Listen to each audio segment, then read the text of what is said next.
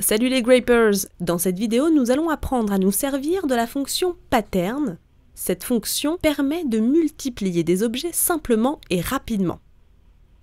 Pour commencer, on sélectionne en haut de notre écran dans la fonction pattern l'outil Rectangular Pattern. Une fenêtre s'ouvre avec deux onglets, Solide et Direction.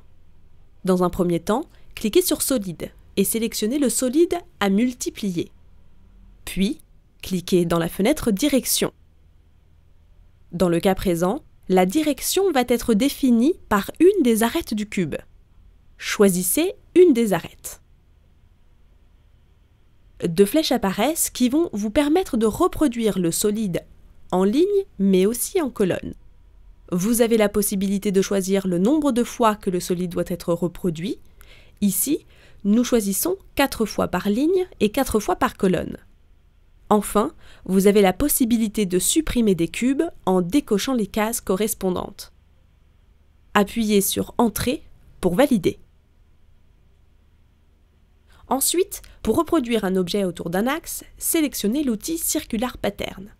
Dans le cas présent, nous voulons reproduire la sphère autour du cylindre. Comme précédemment, choisissez votre solide à multiplier, puis sélectionnez l'axe du cylindre autour duquel la sphère va se multiplier. Automatiquement, la sphère se reproduit.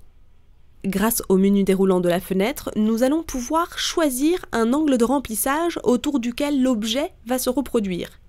Ici, il est réglé sur Full, c'est-à-dire que la sphère se multiplie tout autour de l'axe.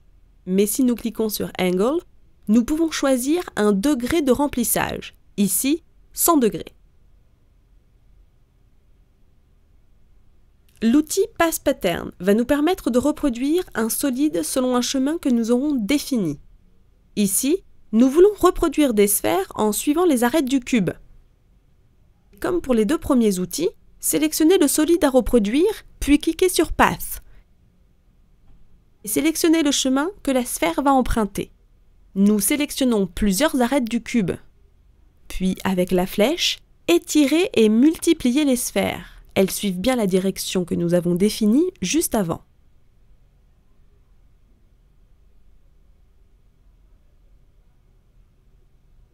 Le dernier outil est l'outil Mirror, qui va permettre de réaliser des symétries selon un axe. Cet axe, vous allez pouvoir le créer grâce à l'outil Polyline. Vous allez tracer une droite représentant l'axe de symétrie. Sélectionnez l'objet à reproduire et cliquez sur l'outil Mirror. Dans la fenêtre, choisissez Mirror Plane et sélectionnez la droite que nous venons de tracer. La symétrie de notre solide se fait automatiquement.